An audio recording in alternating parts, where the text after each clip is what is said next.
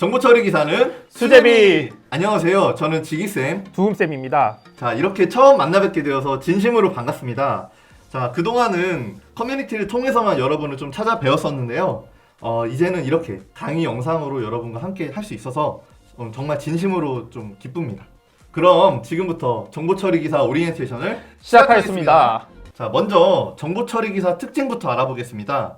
저희는 이것을 네파라고 좀 둠을 만들어서 여러분께 설명을 드리려고 합니다. 네, 좋습니다. 큰 특징으로는 네 가지가 있습니다. 비전공자, 비전공자, 그리고 필수 자격, 필수 자격, 그리고 전면 계정, 전면 계정, 마지막으로 절대평가. 절대평가. 네, 이렇게 네파라고 저희는 말씀을 드리고요. 자, 하나씩 보겠습니다. 자, 먼저 N입니다. Non Major Student. 네, 비전공자도 쉽게 딸 수 있는 자격증이라는 거죠.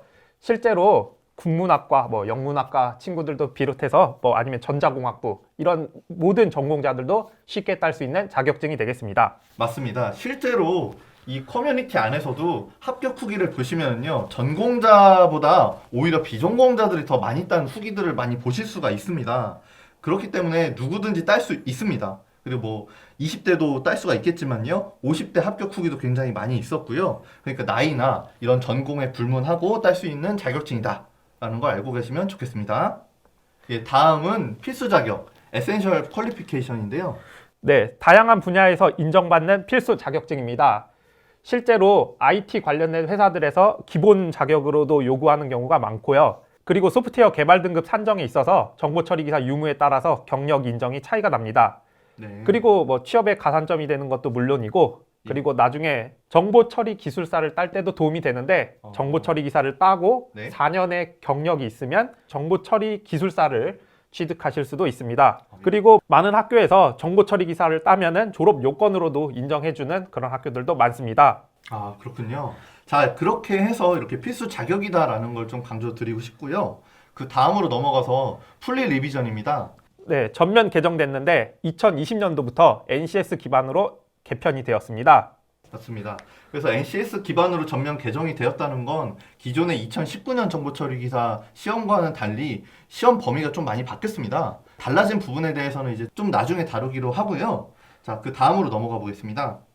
자, 마지막으로는 Absolute Evaluation입니다. 네, 절대평가 시험이죠. 사지선다고 100문제고 이 100문제를 2시간 반, 그러니까 150분 동안 풀면 됩니다.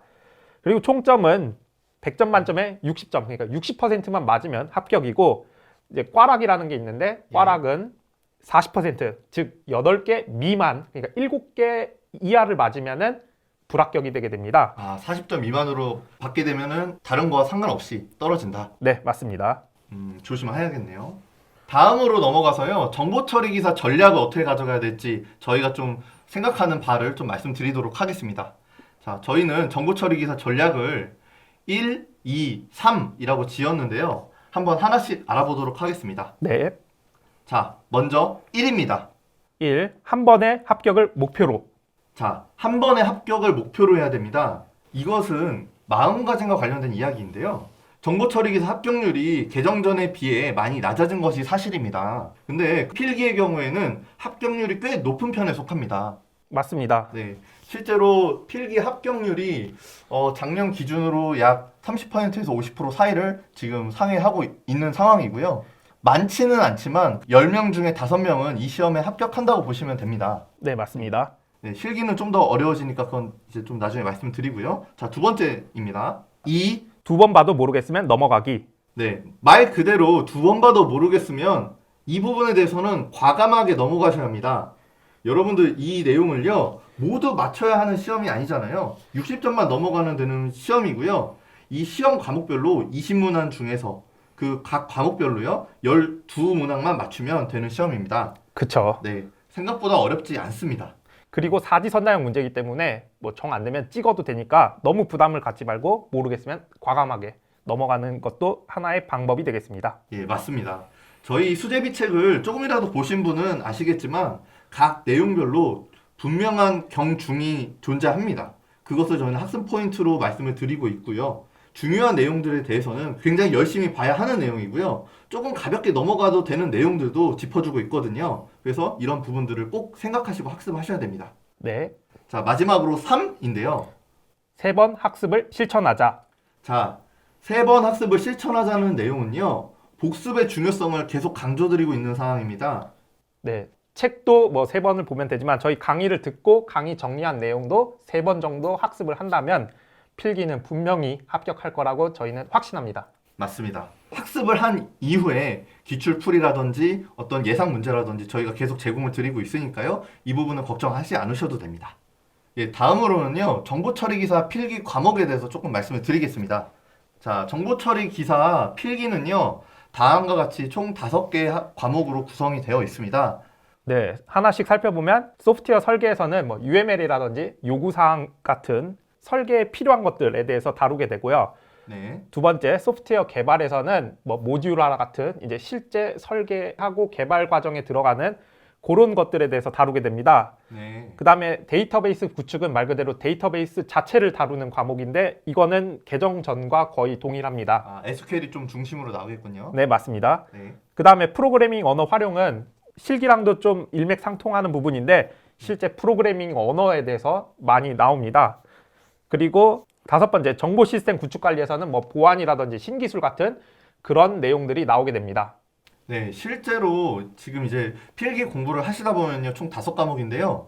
그 실기 과목은 총 12과목이거든요. 그래서 필기랑 실기랑 좀 이렇게 다르지 않냐? 이런 말씀들을 좀 물어보시더라고요. 근데 이제 실기 과목이 12과목이지만 실제로 이걸 매칭시켜 보면은 필기 과목하고 큰 틀에서는 같습니다.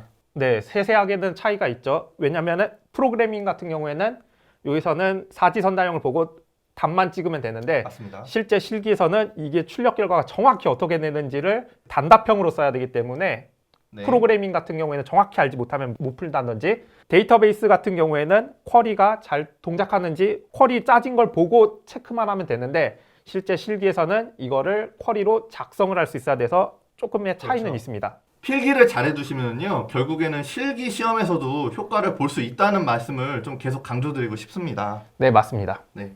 자, 다음으로 넘어가서 수제비 정보처리 기사 강의의 특징을 한번 알아보도록 하겠습니다. 네, 저자 직강. 자, 강사와 지필진이 같습니다. 여러분 그 강의를 보시다 보면요. 책이 말하는 내용과 강의자가 얘기하는 내용이 달라서 의도를 좀 파악하지 않고 이렇게 강의를 진행하는 경우가 많이 있었습니다. 그래서요, NCS로 개정된 이후에 이 최고의 수험서라고 자부하는 수제비 시리즈 지필진이 직접 강의를 한다는 것이 가장 큰 특징이고요. 자, 두 번째로는요, 듀엣 강의입니다. 예, 업계 최초입니다. 듀엣 형식으로 다채로운 관점의 재밌는 강의를 진행한다는 점인데요. 지금과 같이 이렇게 2명의 선생님이 참여를 하고 있습니다. 2인 1조로요. 그래서 이렇게 하는 이유에 대해서 좀 궁금하실 수도 있는데요. 이게 한 가지의 관점으로만 강의를 진행하다 보면은 조금 왜곡되는 부분도 있는데요. 이런 다양한 관점과 배경에 대해서 굉장히 다채롭고 재밌게 강의를 할 수 있다는 판단에서 이렇게 듀엣 강의를 한번 시도해 봤습니다. 네, 세 번째는 이론과 기출입니다. 네. 중요한 이론과 기출 문제를 하나의 그룹으로 묶어서 강의를 진행하고 있습니다. 그렇기 때문에요. 배운 내용이 바로 뒤에서 어떻게 실제 문제로 나올지 바로 알 수 있게 하는데요. 이런 학습 기법이 강의를 들으면서 실제로 학습과 반복을 이렇게 병행해서 할 수 있는 장점이 있습니다. 네, 네 번째 두음 비법입니다. 예, 마지막으로 두음 비법은요. 다른 곳에서는 없는 수재미만의 가장 큰 특징입니다. 이 두음 비법을 통해서 좀 더 암기에 어려움을 겪는 수험생분들에게 쉽게 개념을 직관적으로 받아들일 수 있게 해주는 그런 장점이 있습니다. 네, 이렇게 4가지 특징을 좀 말씀드리고요.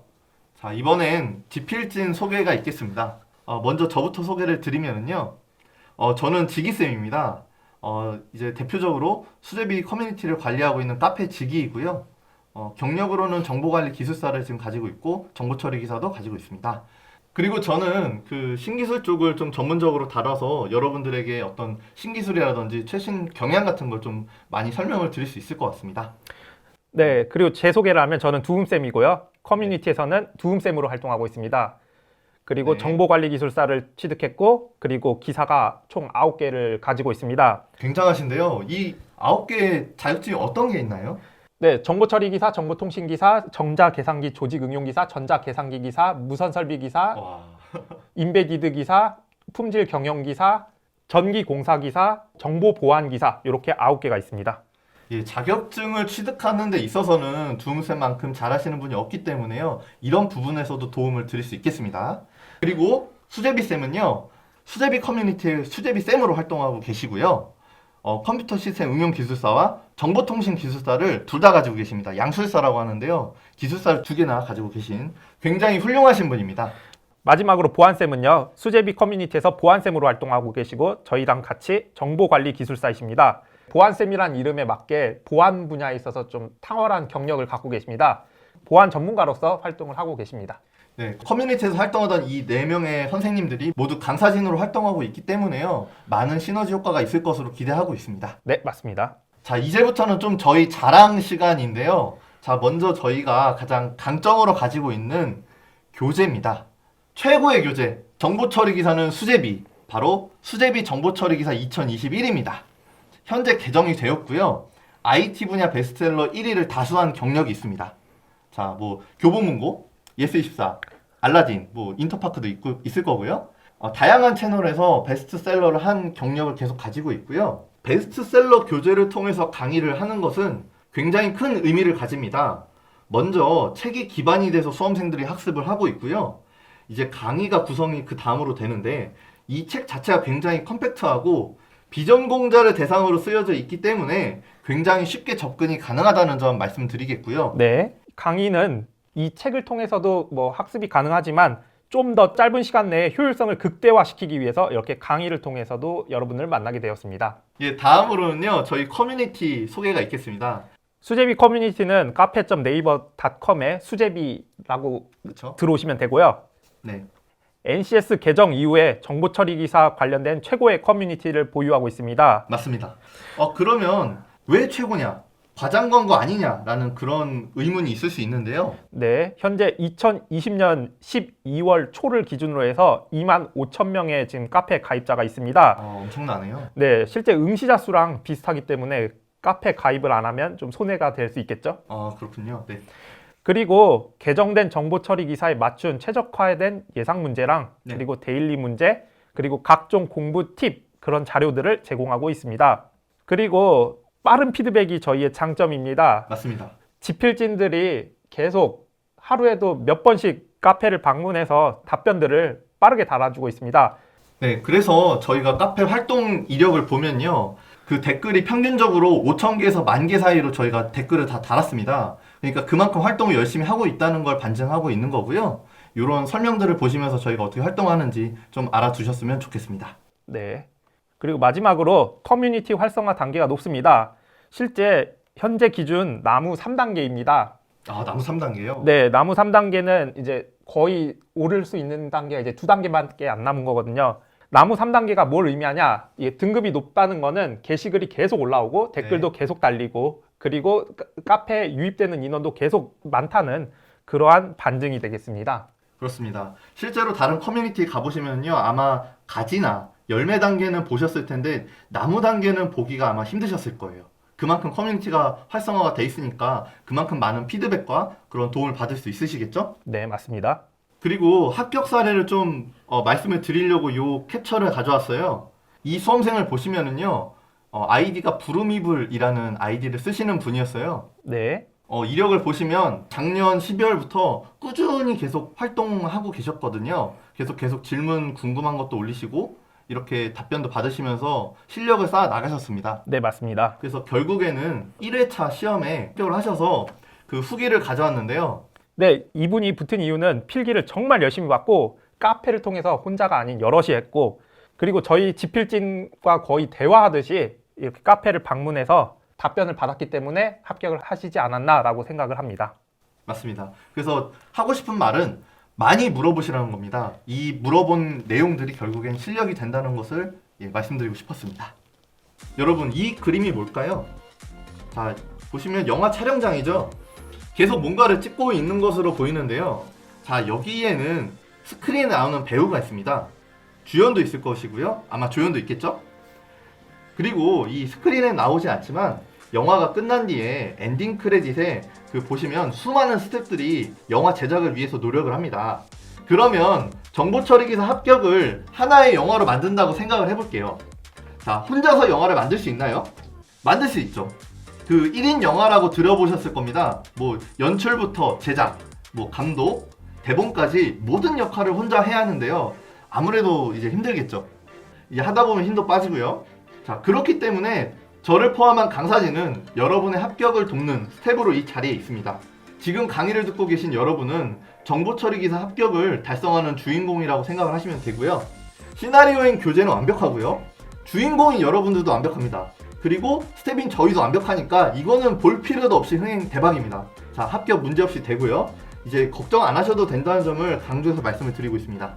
저를 포함한 강사진은 여러분이 이 영화에서 가장 빛날 수 있도록 모든 지원을 아끼지 않겠습니다. 그리고 여러분은 그저 이 정보처리기사 합격을 위해서 계속 열공해 주시기만 하면 문제 없겠습니다. 오리엔테이션은 여기까지였고요. 이제 활기찬 마음으로 1단원부터 같이 달려보겠습니다. 고생 많으셨습니다. 수고하셨습니다.